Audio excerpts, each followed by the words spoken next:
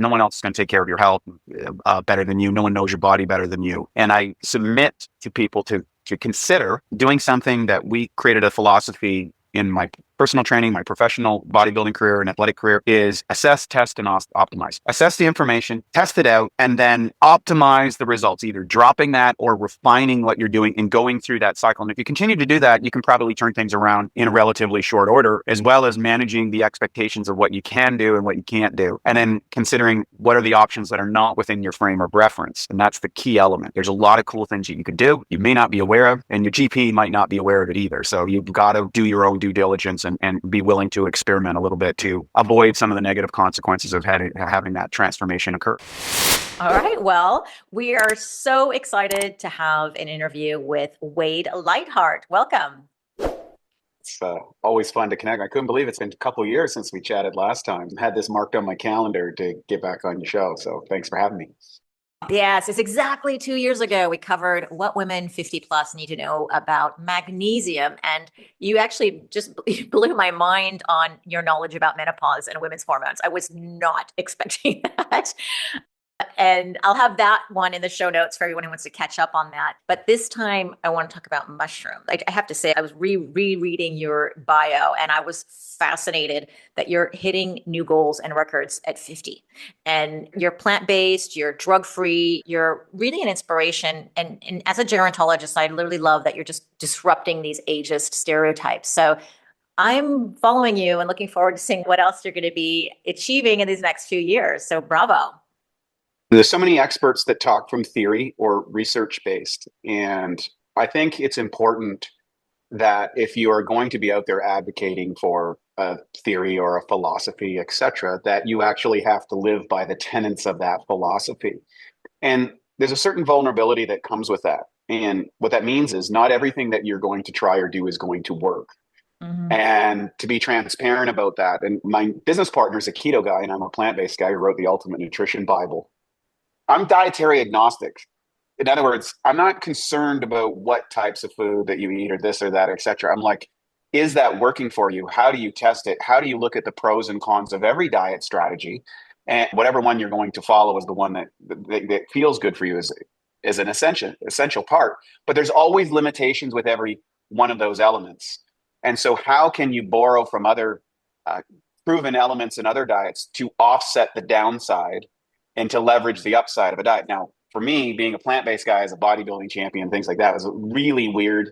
Nobody thought that was possible. That was when I first started 20 years ago. And then I was like, okay, well, I could do that when I was 30s when you have optimal hormone production. But what about when you're in your 50s? Can you do it again in your 50s? And it turns out you can.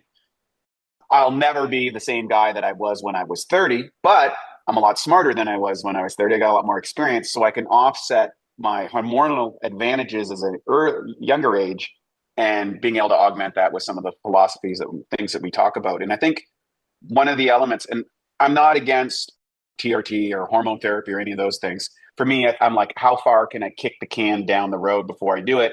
And in the interim, start presenting information from that basis, because what happens so often in the industry is someone's talking about a product or a concept or a dietary strategy. But what you don't know is what's in their pharmacy cabinet. You don't know how many drugs they're actually using, how many hormonal replacements, all of these elements. Now, I'm in the green room with all these people at events or the private conversations, and I can tell you almost none of them are actually revealing what they're not talking about. And to me, there's a little bit of disingenuous about that. And some people are coming out and saying everything they're doing, and I applaud that, because if I'm going to recommend a product, I'm recommending and suggesting that from a position of this is what works for a 50-plus-year-old person with not on drugs. I'm not augmenting with these other elements. Mm-hmm.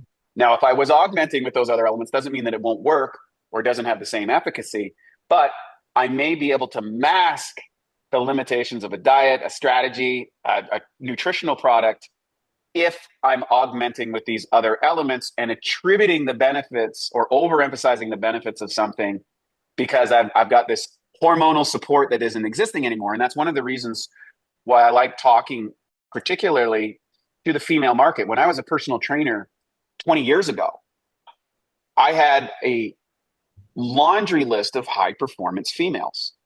that were working with me. They were fitness competitors, they were endurance athletes. These were women that were really hitting it. And two things that I noticed. One was almost none of the women could hit the same performance metrics that they had achieved after the third child. Some could do it with two, but the third child seemed to be the point where it was really hard to come back from, whether that was the physical requirements, was it the hormonal drain, was it because too long out of that high performance, you only have a very small window in that. And that got me fascinated about the unique challenges with the female body as opposed to the male body. And we worked on a lot of different parameters in order to offset some of the elements. And I'm all for equality of opportunity. The thing is, let's say 50% of the women are better than 50% of the men. Let's just use a round. I don't know what the actual numbers would be, but let's just use that in competency towards their position. The inverse of that, though, is that men can't have babies. So we have zero competency as far as the procreation of the race. And so women are designed and they have to essentially mature faster than men. And they mature hormonally, they mature physically, and they mature mentally by all of the literature, confirmed literature, because eggs are expensive, sperm is cheap from a biological standpoint. A woman has maybe 40 eggs or 400 eggs over the course of her reproductive lifetime. And her hormones are set on a 30-day cycle, where a man's is set on a 28-day cycle, that range. Or a man's is 24 hours. So many of the research that has been done up until recently is primarily focused on universally applicable methodologies, again, not taking into consideration the hormonal fluctuation. Women enter menopause or premenopause at various ages for various reasons. And we can spend all day talking about all that stuff. But at the end of the day, the challenges of those are real and legitimate. And having been faced with those 20 years ago, got me into the research and study of it. And I have a lot of female professional friends in the industry who continuously feed me information as to what's working for them, what's not working for them, what are the unique challenges that are different than, say, men. And so I think I have a little bit of knowledge that I might be able to help out some of the ladies on your podcast about some of the options that we're doing. So thanks for having me on. And I think it's fascinating, actually. And now I'm grateful that there's so many podcasters like yourself in the female market who are these amazing women who have done all these things, and all of a sudden their bodies are blowing up and they're like, what the hell? And there's one other caveat I think that's really important to recognize, is that for a woman that says oftentimes has what I would say a better than optimal level of hormonal functioning, if they've been blessed with that early in life, often the impacts and effects when that changes are much more devastating than someone that hasn't had that to rely on. So oftentimes they've cultivated and developed poor habits or unconscious patterns that now have to be addressed in with laser-like focus. And so if you're listening to this podcast and you're one of those ladies, rest assured that you're in the right place, right time. And so you're going to have to make these course corrections, and some of them may be dramatic. And it's unfortunate, but that's the reality you have to deal with. No one else is going to take care of your health better than you. No one knows your body better than you. And I submit to people to consider doing something that we created a philosophy in my personal training, my professional bodybuilding career and athletic career, is assess, test, and optimize. Assess the information, test it out, and then optimize the results, either dropping that or refining what you're doing and going through that cycle. And if you continue to do that, you can probably turn things around in a relatively short order, as well as managing the expectations of what you can do and what you can't do. And then considering what are the options that are not within your frame of reference. And that's the key element. There's a lot of cool things that you could do, you may not be aware of, and your GP might not be aware of it either. So you've got to do your own due diligence and be willing to experiment a little bit to avoid some of the negative consequences of having that transformation occur. It's a natural part of life, and you got to deal with it at the end of the day. You couldn't said it better than myself, because you are an ultimate biohacker. And that's what we're doing here, is biohacking menopause. That's the game, is you're the N of one experiment. And just like you said, we have to take care of our own health. Our doctors are there to help guide us. They don't know everything. And that's why it's our job to try to help the doctor, help us if we need the doctor, but really advocate for your own self is the message. And now I understand why you know so much about women and women's hormones. I was like, why? How did you study this? But you've been exposed to this and looking at it for a long time, and now it makes perfect sense.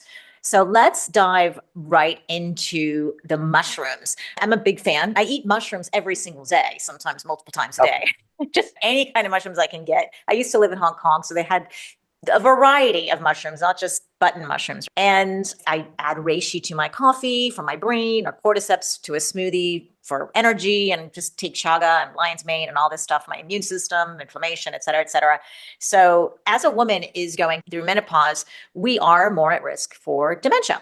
And we also get more tired easily. And then we struggle with things like brain fog. So tell us why you think women in this phase of life really needs to focus on her intake of mushrooms. one of the areas that I study is evolutionary biology, because oftentimes it leads to a lot of the internal workings of our human body. And if we go back hundreds of millions of years ago, fungi, which is the category of what mushrooms technically are, we actually shared a common ancestor in the development of the digestive system as well as our neural networks. And they're interrelated. So we're familiar with the gut brain axis. Well, there's actually a correlation. The difference between the mushroom family is they digest things externally and we digested things internally. And that's where the break in the genetic tree started to evolve hundreds of millions of years ago. What you see as a mushroom is really the fruit. The mushrooms are the largest organisms in the world. They are create an under the ground neural network that is interconnected, that connects not only the mushrooms but all of the plants in the forest. And Paul Stamets' work extensively explains how these networks work. And it's fascinating. So we see a mushroom and we think it's an individual mushroom. Well, no, there's much more to this than people would imagine. Just to give you an example, I think there's over 14,000 species of mushrooms. And when I was a kid, the only mushroom I heard about was like magic mushrooms, don't eat those. My grandfather picked mushrooms and was really into that and knew the different elements and types and things like that. But when I moved to the west coast of Canada as in my 20s, I got exposed to the whole cornucopia of Chinese medicine and they're extensive masters, both in herbology as well as mushrooms. And what's the connection? So when you talked about your brain and your gut, what's really fascinating is the way that you create neurogenesis inside of the brain, which was thought to not exist as an adult until very recently. That was proven false. Neurogenesis is the generation of new neurons in the brain and the interconnectivity between these, which is axon and dendrites that go together and create these networks. Now, at Bioptimizers, we have a process called metamorphosis. We've been working on cutting edge neural feedback training. It's all going to tie together in a second with what you said. So stay with me, folks. Basically, my wife's taking her PhD in neurofeedback, behavioral sciences. And it turns out when you map the brain, you have a variety of different networks which give you both your cognitive strengths and cognitive weaknesses. For example, intuition runs down this pathway, executive function has a certain aspect, spatial relationships, verbal fluency, visual cortex, all of these different elements have been mapped and looked at. And there's two elements. There's your genetic capability, and then there's also the environmental or the nurturing aspect of what things you cultivate. And women and men cultivate different skills relative to the biological requirements.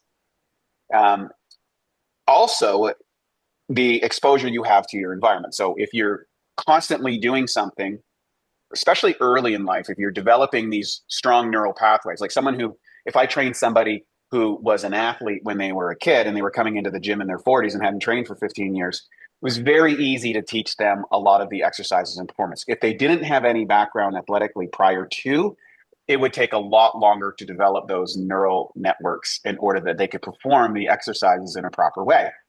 So your timeline to functionality would be limited or would just take longer, and maybe even your peak wouldn't be quite achieved. But now with neurofeedback, we can see how these networks interact and also how they break down due to hormonal changes, toxicity levels, high levels of stress, pharmacological interventions. And yes, mushrooms.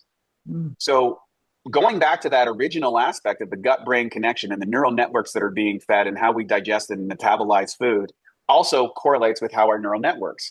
And there's a really interesting element that with neural feedback, you can actually start reworking these networks. And so when we started doing radical experimentation of how we could accelerate neural network connectivity, develop new neurological skills, even in our middle age, we were looking at elements that would aid in both recovery as well as neurogenesis, the development. And the key element of neurogenesis is a compound called BDNF, brain-derived neurotrophic factor. Okay? Some people call it neuronic factor, some people call it neurotrophic factor, doesn't matter. And then there's a subcategory of elements which stimulate cognitive power, which is called nootropics. We have a company, Utopia, that deals with those elements as well. And different people respond very differently to different compounds. Where do mushrooms come into play? Well, it turns out that take an example like lion's mane. So lion's mane has been celebrated for centuries for improving cognitive performance. Some research was done, and it turns out if that you take 3 grams a day, which is a hefty amount of mushrooms, it has radical improvements of memory and cognitive function, like significant. So we started experimenting with this and tracking our results of neurofeedback with lion's mane and neurofeedback without. And the results were significantly differentiated with our ability to not only have mental endurance, but also to develop these new neural networks. So I was able to develop skills that I didn't have before. For example, auditorily, which becomes a problem. What happens is you have an electrical connection to your ears. And if those things are synchronized, you hear information in both ears and goes into your brain at the same point. When you get into cognitive decline, what happens is you can be off sync. In other words, you're getting the message from your left ear faster than you're getting it from the right ear. As that comes into your networks, the information is not coming synchronized. So it's like, hey, it's a bit jumbled. And so people are like, what did you say? I can't seem to focus on what you're saying. I can't hear you properly, or I'm confused, or these elements of confusion, which are often associated. So I noticed there was a change in my ear speed as I was aging. So my right ear was slower at picking up information left, and I would notice in certain areas that I wasn't picking up conversation the same way that I was before. Well, I went in, did the neurofeedback, pounded a whole bunch of mushrooms, which we'll talk about in a minute at the same time, and was able to correct it in my 50s that I could correct my. How long was it? It took me. I did 3 specific neurofeedback trainings of an intensive process, which is about a week long. Normally, if you go to a neurofeedback clinic, they'll do you like 3 times. You do 20 to 40 minutes. We were cranking 8 to 10 hours a day of training our brains because we wanted to push it. And that required a whole lot of recovery elements and stuff like that on top of it. But we were able to correct those things in a short time. So 3 intensive sessions over the course of a year and a half. And what was interesting, as a sidebar, what's the antidote here? Like, what was the thing that I noticed? Well, I went from listening to podcasts at 1.5 speed to 2 speed without having any inability to understand. So I literally could listen to things faster and take in that information and be clearer about the information than when I used to listen to it at 1.5 speed. So when you talk to older people, people will notice they tend to speak slower. They tend to take more time to do things. Their movement goes, and it's just all related to the neural networks. Now, with mushrooms, you're able to protect those neural networks and even increase your capacity in that neural networks. And I'm speaking from experience, definable experience. We've replicated it amongst tons of people. Just taking lion's mane alone, for example, at that dosage, will give significant benefits and help delay cognitive decline. The challenge that people have is when you go to a supplement manufacturer, oftentimes they'll have the right ingredients. They don't have them in the right ratios or levels. If you go back to Chinese medicine, they'd actually boil up 3, 4, 5 pounds of mushrooms or whatever, and then cook that into some nasty tasting stuff and drink it, and it would work. Well, who has time to do that anymore? And so when you're looking at a mushroom product, you want to look at what are the extraction ratios. Extraction ratios means, is it a 10 to 1, a 50 to 1, 100 to 1 concentrate? What does that do? That means that you can get a lot more of the effective dose of the mushrooms in a smaller space. Mhm. And that's what we began to target. The other element, if you get into, I had the owner of Namex on my podcast, Jeff Chilton, a number of years ago, because he's been growing mushrooms for 50 years. And unfortunately, what's happening, particularly in the United States, is most of the suppliers are adding a tremendous amount of cellulose, which is a plant matter that comes with the mushrooms when it's grown on the medium. So they'd be good on wood stock or something like that, something that would normally grow in a tree trunk. And they're keeping that in the formula because it increases the weight, but it decreases the potency. So you think you're getting 200 milligrams or a gram of mushrooms. You're getting a half a gram of mushrooms and you're getting a half a gram of cellulose, Mm. right? That has no benefit. It may cause digestive distress. So some people that experience digestive distress around mushrooms is not really from the mushrooms. It's from the cellulase that's in it that you don't know that's in it. And even some of the big name brands have that. Yeah. And so you have to really do your diligence on product quality. And then the third level of that is you're looking at genotoxicity and cytotoxicity. So when you're taking some types of mushrooms based on your unique needs, you might have a suboptimal genetic pattern inside of that, or it may have been grown on a medium that has some toxic element that is going to be disruptive for your cells. Well, almost no company is able to do that. They don't have the research facilities. So we have a lab in Bosnia with 20 PhDs and master students. They run a gold standard, which is called InfoGest, to show, does it actually digest? We started in the digestive health business. And then we have specialized microscopes that look, does it get into the cells? And then we run a variety of tests. What mediums do, say, bacteria happen? What happens with the probiotics that are inside your microbiome? And what do they produce? And then does this actually get into the cells where your body needs it? And so when you're purchasing raw ingredients, and raw ingredients is, let's say I'm purchasing lion's mane, or I'm purchasing cordyceps, or I'm purchasing whatever, chaga. A lab assay will tell you, is it toxic? Has it got these toxic elements in it? Does it this? But we don't look, what isn't tested is bioavailable activity. Does it actually work inside the body? Is there some element that's disrupted that? It just has this amount of content. You don't know if it's active. Well, it turns out half the suppliers out there probably don't even know that their product has no biological activity, or it's genotoxic, or it's cytotoxic, or all that. So they may be well-intentioned or trying to produce a great product, or they're not. They don't care. They're just trying to get that element, or they're just not sophisticated enough. They have no way of validating the efficacy of their product. And so I get this over and over with all of our products, because we put all our products through this kind of rigorous testing. People go, I've taken this magnesium, or I've taken these mushrooms, or I've taken this berberine. Why? But yours works better. Why? That's why. It comes down to the design, improving the efficacy, getting the appropriate raws, getting the concentration levels that are going to give you an efficacious dose, because you need enough of that product in order to get the dose. So if you look at the study, it'll say, oh, lion's mane did this, or cordyceps did this, or chaga did this. But you've got to look at how much of that dosage relative to your body weight were you taking to get the efficacy? And that's where most nutritional supplement companies fail to pass that test. So you might have done your research, found the right solution, took a product or a variety of products that sealed, didn't get the results, and said, oh, well, that stuff doesn't work. No, you didn't get the product that you thought you were buying. And so it's one of the reasons why we do a whole money back guarantee on everything we do. Oh, wow. You mentioned that there are, I don't know, you said 14,000 different species of mushrooms. And so I used to live in Hong Kong, and I mentioned that earlier. And I knew about cordyceps before I moved there. And when I was trying to explain to people what it was, it just was speaking a whole crazy language. But when you got to Hong Kong, everyone knew what cordyceps was. And you see them in the Chinese pharmacies all over the place. And they have these big clear glass bottles with the different prices, right? And there are different grades. And there was the small ones, the medium, and the big ones, the ones that were broken, the ones that were whole, and then of course the ones that are whole are prized. This is a very expensive mushroom. And what I learned was this is actually they're so expensive because they grow on a mountain at a certain altitude, and you have to hunt for them because the mushroom grows on the head of a caterpillar.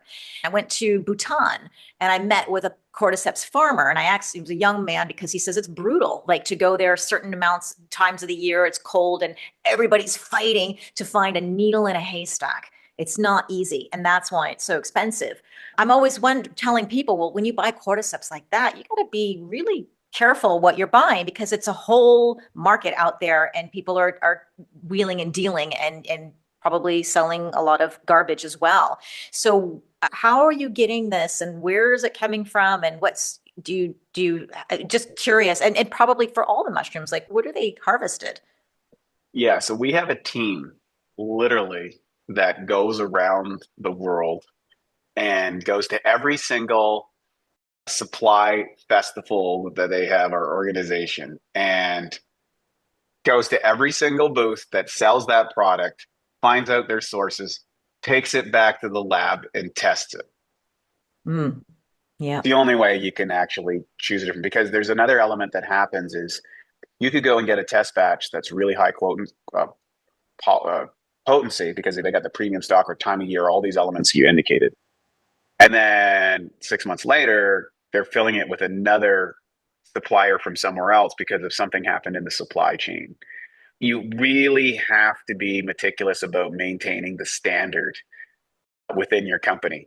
So we actually source from a variety of sources. So it's not one single source because we're not so concerned about where it's from. We're really concerned about does it meet the bioavailability standards that we set?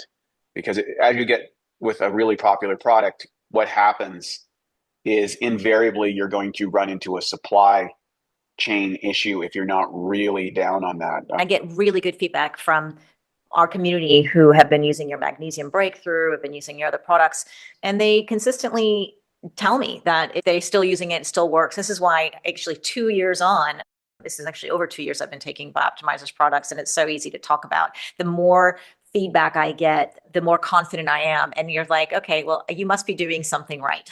I worked at every single level of this industry, from the warehouse to an athlete, sponsored athlete, working in retail things as a guest expert, a formulator.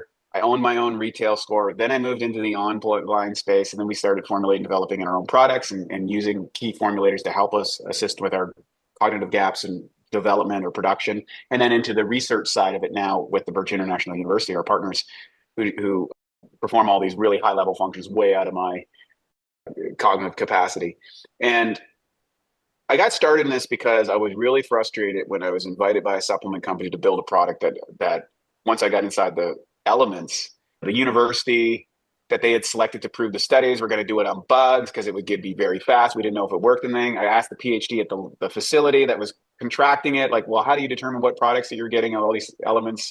He's like, oh, I wouldn't take in the stuff. I can't tell if it's good for me or not. And I was like, and then I went to the boardroom and these guys were just looking at the margins and everything. And I was like, oh my God, my naivety was stripped away in my late 20s about how products are made. Now, simultaneously, I lived in Vancouver, Canada.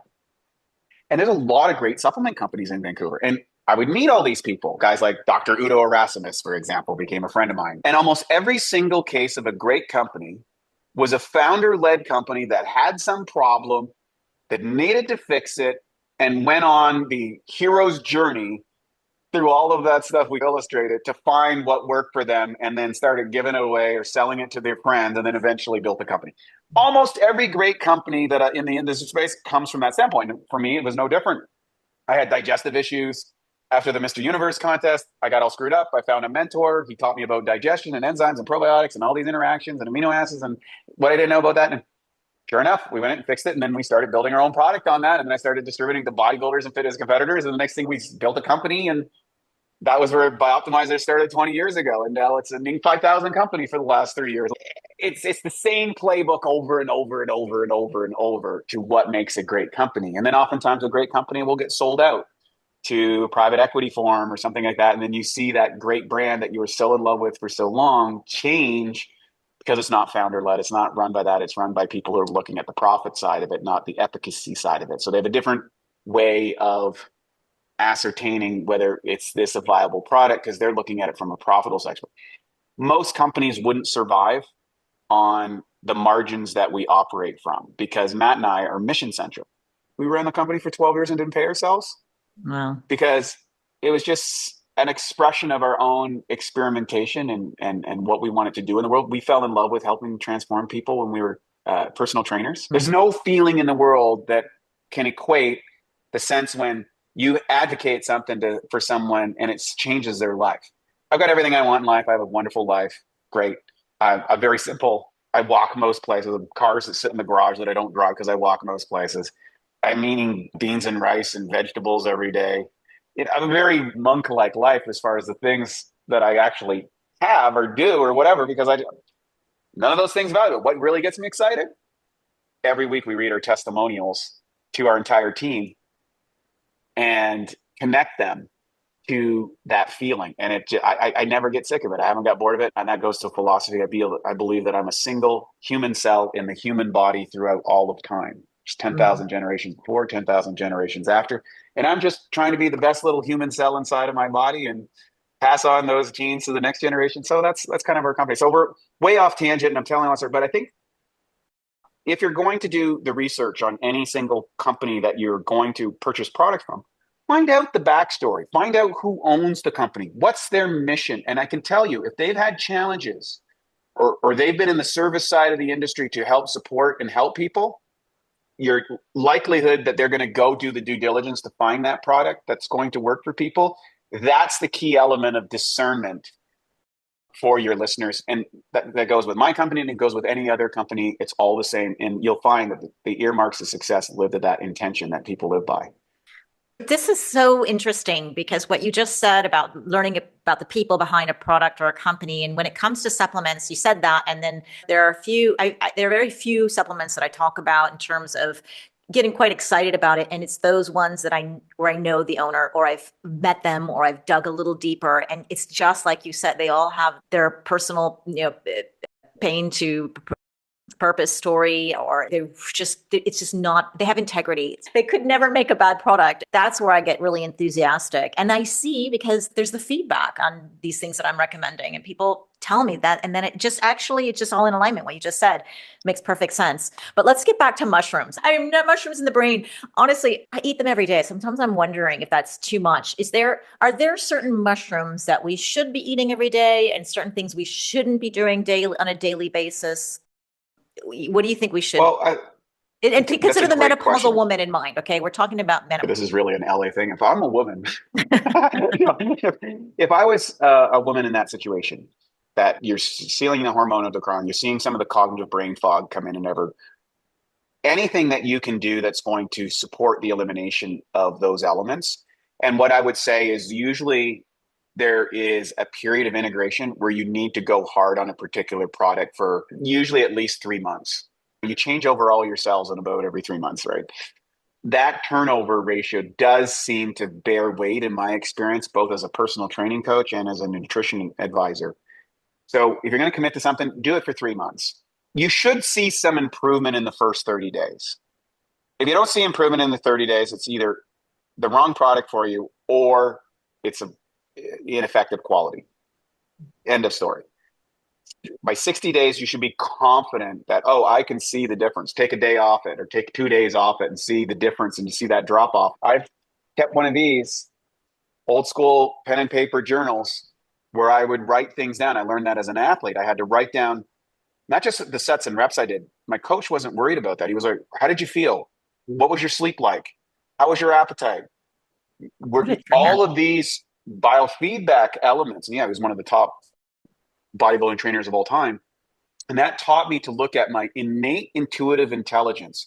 And I think the first thing that I would say to ladies, your body better than anyone else, but you need to record that information while you're doing this. And journaling is an easy way to do this. How did I feel? What's going? So that over a 2 week period, for example, and over a month, you can look at those 2 weeks. And it doesn't have to be elaborate, just quick things. I had brain fog this morning, right? Was tired, drank too much wine last night. I don't know. What were the elements that were contributing? And I would do this for just 2 weeks. I'd have everybody write down their food they ate and how they felt. Mhm. Well, they'd come back. This is even before I would coach them. I wouldn't even coach them if they didn't do it. And they'd come back before I'd say, well, how's your diet? And they're like, oh, it's pretty good. And then they'd come back with their head hung down. Oh, it's kind of bad. It's like, so don't underestimate your mind's ability to mask your suboptimal behaviors. You've got to write it down. And then when you write it down, you're going to be able to look and see the pattern. You are going to know with unequivocal truth. Like you would never run a business without good accounting. You can't run your life without good accounting either. And the brain has a tricky way of tricking us into thinking we're not the culprit in our life, it's some external force. Mhm. And that becomes more and more prevalent as we age or we're experiencing cognitive decline. And so, what do? You want to concentrate on number one, blood flow to the brain, right? Making sure that you're not taking contaminant agents. On allergy testing is a great thing. Number two, I would say that you need to be focused on two types of training: cardiovascular training, which gives more oxygen to the brain, and weight training to maintain your muscle mass, because your muscle mass is what's going to determine your aging decline. Those two elements are foundational before you take a supplement. If you're not doing those two things, I would be disingenuous if I told you I can give you better results than those two elements. Now, most of your listeners are probably doing some of that. So for that, you want to concentrate on the elements that can enhance that neurogenesis. Because what happens, going back to that mushroom connect, you have axons and dendrites. They're like a little tree and a little thing, and it fires a chemical response. And the amount of BDNF you have strengthens these connections, and the least amount that you have starts to separate them. So maybe you were good at numbers, or maybe you can't find the right word, or you can't remember where your keys are. That's synaptic gaps within the biochemistry of your brain that's making those connections that were so tight before a little bit loose. So repetition of those behaviors is one thing. If I learned how to play guitar and I stopped playing guitar for 20 years and to pick up a guitar, I'm not going to be able to play like I did 20 years ago. So repetition is one element of it. Physiology is another element. Those two fundamentals: strength training and cardiovascular training. And you don't need that much, but you do need to do it regularly. And then what are the elements that are going to give me the precursors to fulfill the neurotransmitters in my brain? I would element this. If your gut is off, that's a problem.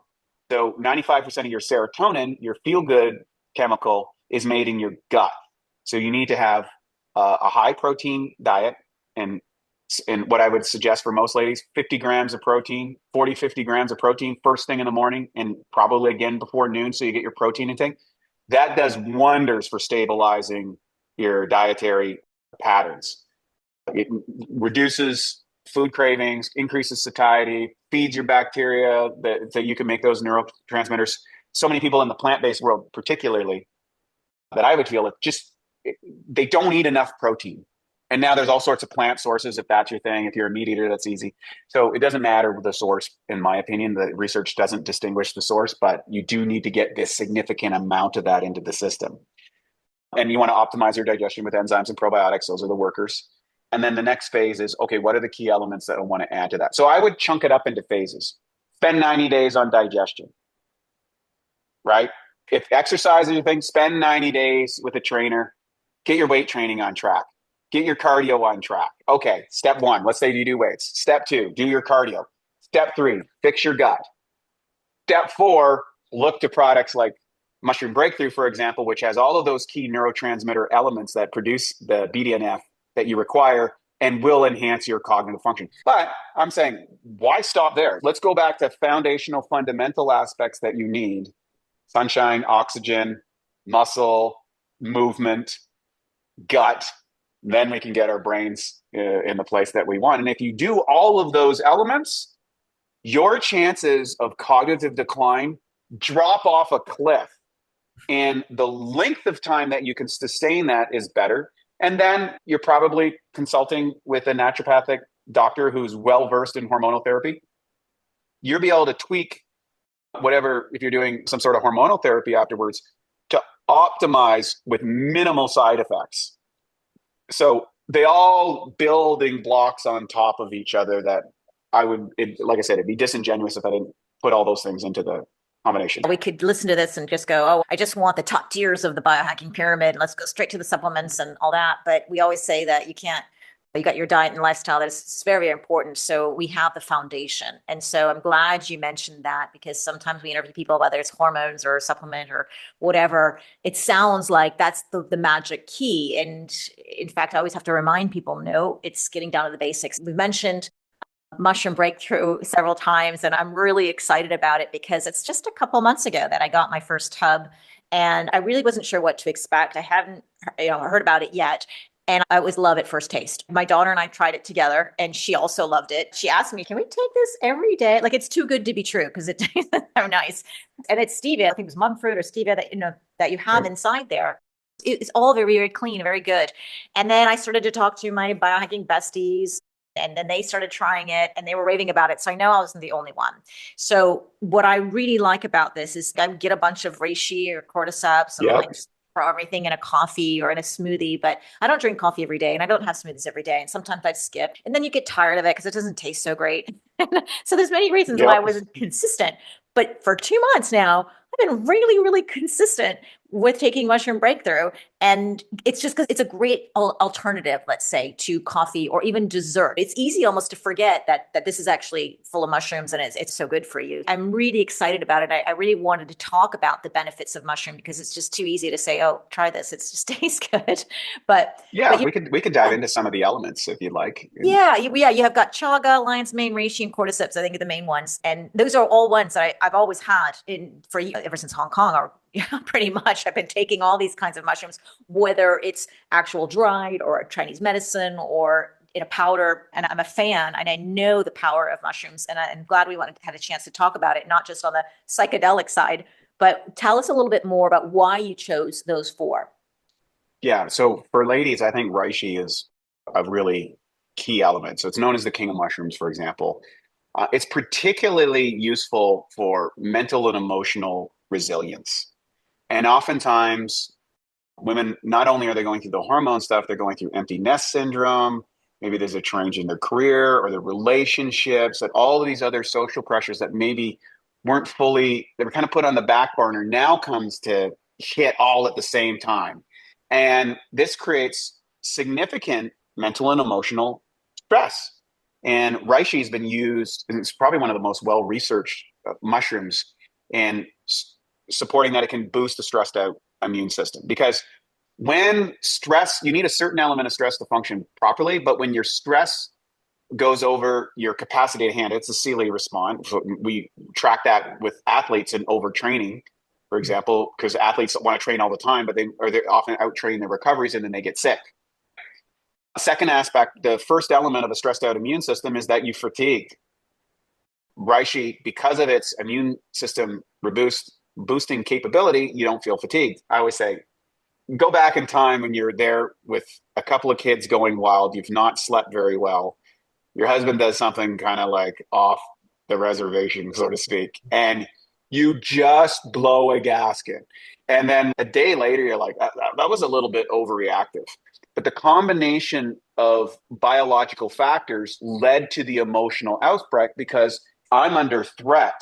And you switch into the amygdala threat detection hormonal reaction system, and I've got to fight. These are all precognitive. You don't think about them. They just respond in the moment. And so reishi is really good at boosting up the resiliency to emotional and mental problems. That's where its efficacy.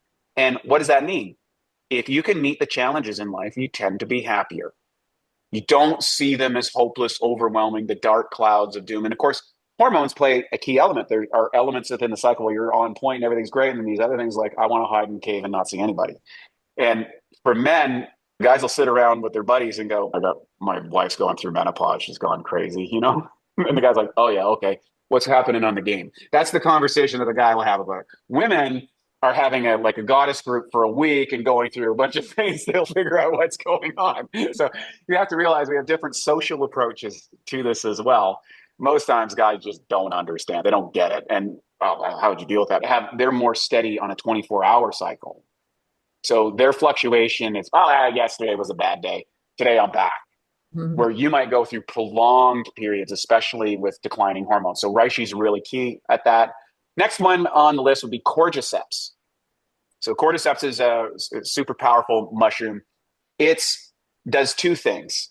One, energy, but another element is libido. And a lot of females who kind of get to that part of their life said, I used to be a sexaholic and now I couldn't care less. Whatever.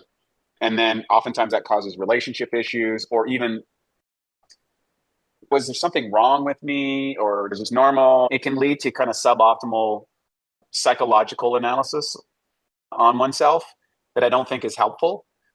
There's no replacement, obviously, for clinical therapy. My wife's a psychologist. Probably she needs to be to hang out with me. But, anyways, we exchange a lot of information, and it's a lot of fun to go through that. And I use psychologists for myself to explore my own cognitive elements so that I understand the internal underlying values of things, but also to make sure I have the physical vitality in elements. And what's interesting, what's happening in this field of psychology recently is they're now moving forward with mushroom therapy as a methodology, plant medicine therapy. And this is an exploding field. So you have traditional psychology that uses things like SSRIs to treat depression and mood dysregulation and Adderall and for things. And now then there's plant medicine therapy. So people who are taking ayahuasca or doing low concentration doses of psilocybin, for example, is another element that's doing, and other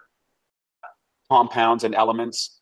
I heard that stuff way back because UBC at the university out there was on the cutting edge of that 25 years ago with Gabor Mate, who was trying to treat drug addicts and stuff with all of these plant medicine treatments. So there's that element, and there's neurofeedback. And it turns out that neurofeedback in plant therapy is oftentimes superior than current psychological research. So I'm really fascinated that as an element. And so mushrooms build that gap. Cordyceps is really good at that, improves oxygen to the brain. So I talked about cardiovascular and exercise to make sure you get oxygen and make sure that you get vasodilation, that gets the blood flow, that gets the oxygen in, and it gets the CO2 out, the carbon dioxide and all of the contaminants that may be in your brain as well.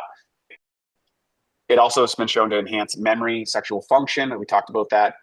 And then again, stress and fatigue is the result of your inability to meet whatever your perceptive demands are. So there is the physical demands and there's the perceptive demands. So if you're locked in a framework of thinking or feeling, that can create a stressor by what you're focusing on. I work with some special forces guys, and it doesn't get more stressful than people trying to kill you and going into really dark places. And yet many of these are high performers. Like, how are they able to deal with that stress? Well, they literally condition their training response in order to manage that high level of stress. In fact, they have the inverse, that oftentimes life gets very boring if they're not on that. So they'll tend to participate in extreme activities, et cetera, to get the same cognitive functioning because they're state dependent.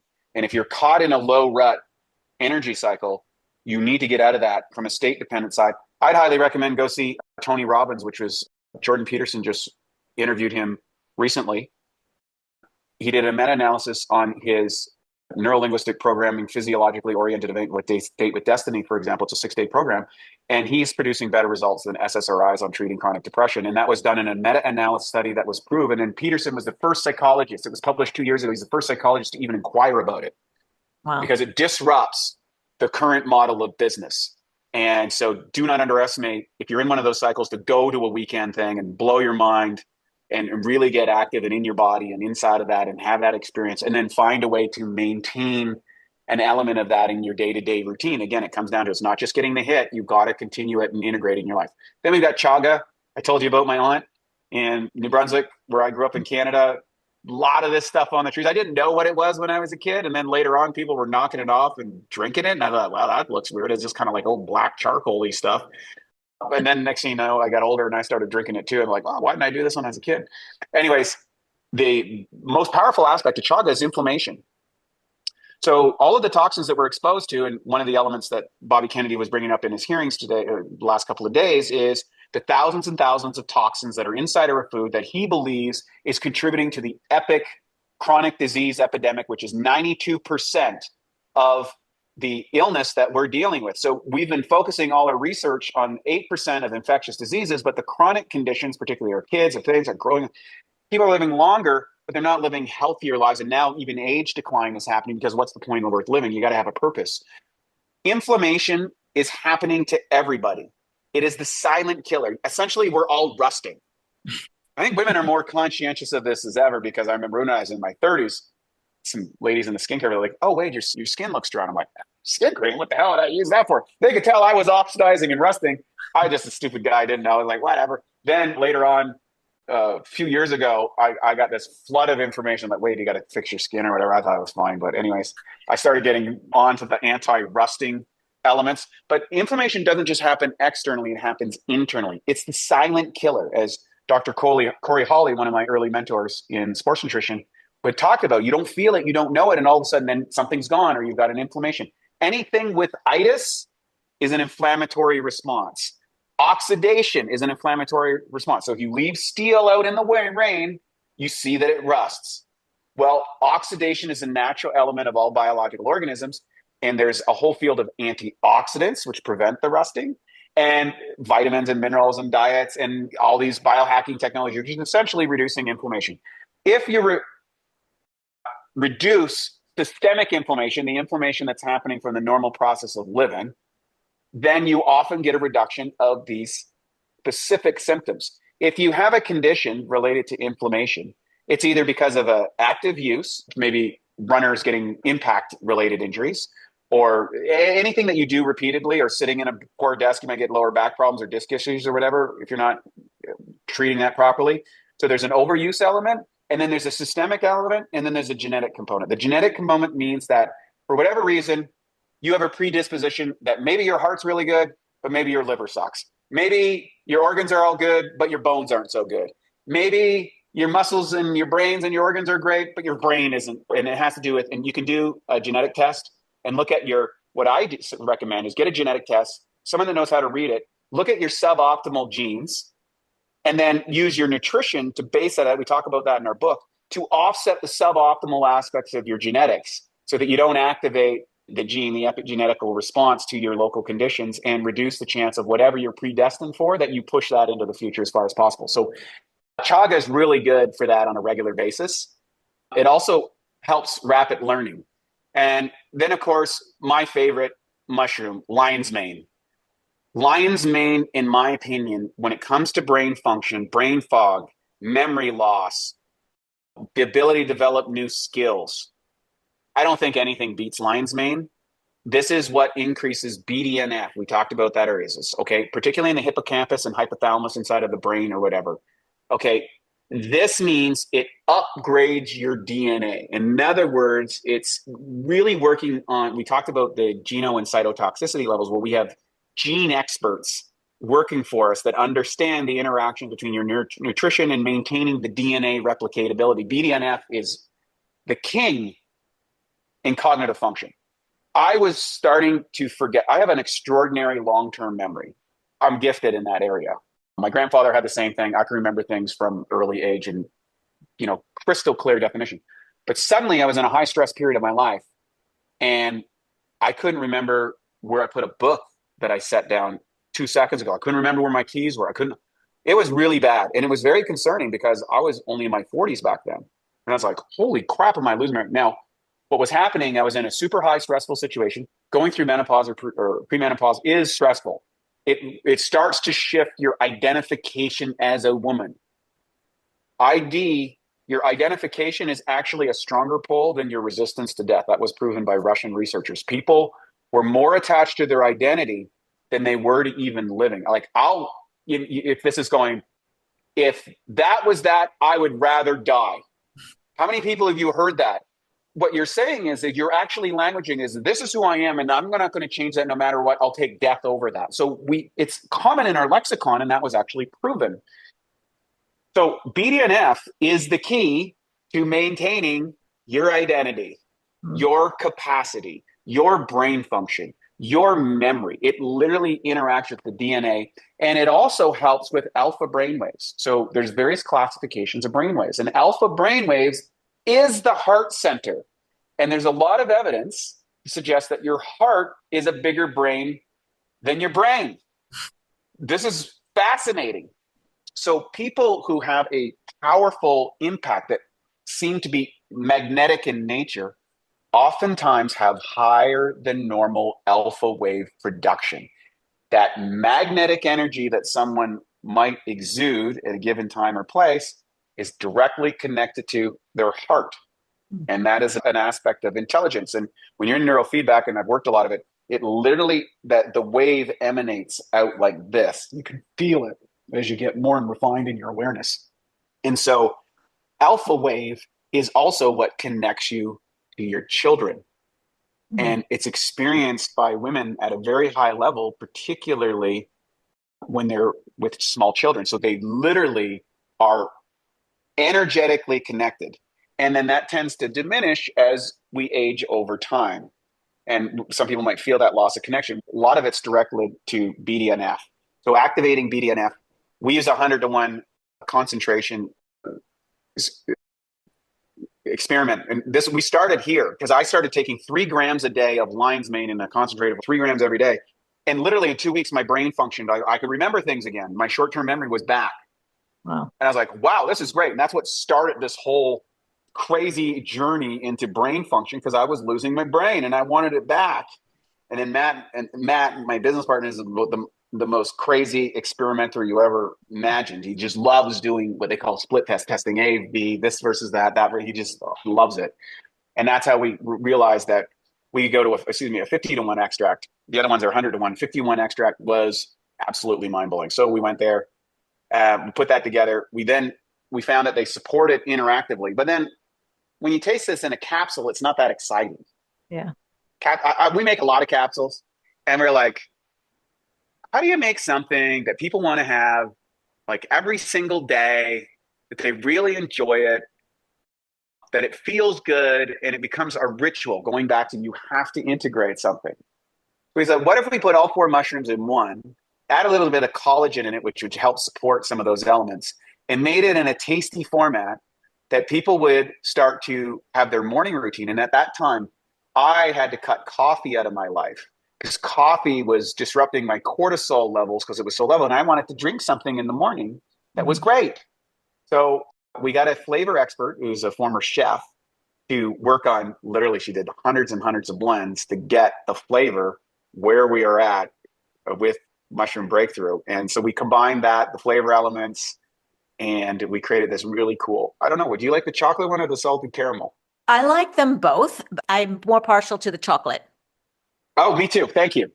I've been drinking it warm because, well, I just got it a few months ago. And I know that in the summertime, I'll probably might switch to more like frappes and kinds of things like that. And I just mix it all up. So you've hit the nail on the head, because it is something I do every day. It is easy and I enjoy it, and it's a ritual and I like it. And it's a great alternative for anything sweet or anything kind of coffee. It hits so many things, but I can't stop talking about it. And I keep sharing it on social media. And if anybody wants to try this, go to bioptimizers.com/hackmyage, and this code hackmyage. You're going to get a discount with that. And I'll have links in the show notes to the Bioptimizers website. I got your Facebook, your Instagram, your Awesome Health podcast as well.